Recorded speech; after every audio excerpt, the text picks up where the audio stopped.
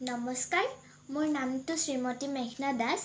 মই পঞ্চম শ্ৰেণীত পঢ়োঁ আৰু মই তিনিচুকীয়া বৰগুৰিত থাকোঁ। আজি মই ভূমিপুত্ৰ মৰাণ জনগোষ্ঠীৰ কথিত ভাষাত এটি কবিতা আবৃত্তি কৰিব লৈছোঁ। কিবা ভুল হ'লে মোক ক্ষমা কৰি দিব। কবিতাৰ শিৰোনাম জীৱন।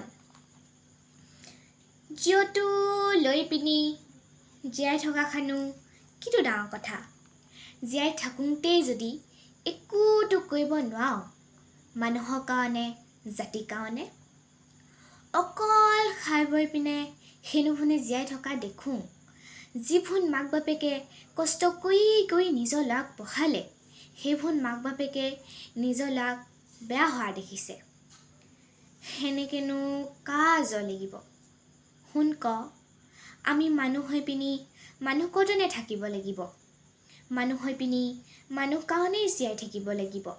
মই অকলে খাং, অকলে লং বোলাভোন এই পিনি কেতিয়াবা কাৰোবাক কিবা দি চাবিচোন, বৰ লাগিব।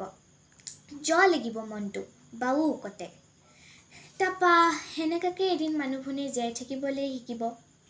কুচুতীয়া পেট গেলা চিন্তাভোন এই পিনি অকলে খাং, অকলে লং বোলা চিন্তাভোন এই পিনি জীয়াই থাকিব চিকনকে, নিজৰ লগতে লোকৰ কাৰণেও। ধন্যবাদ।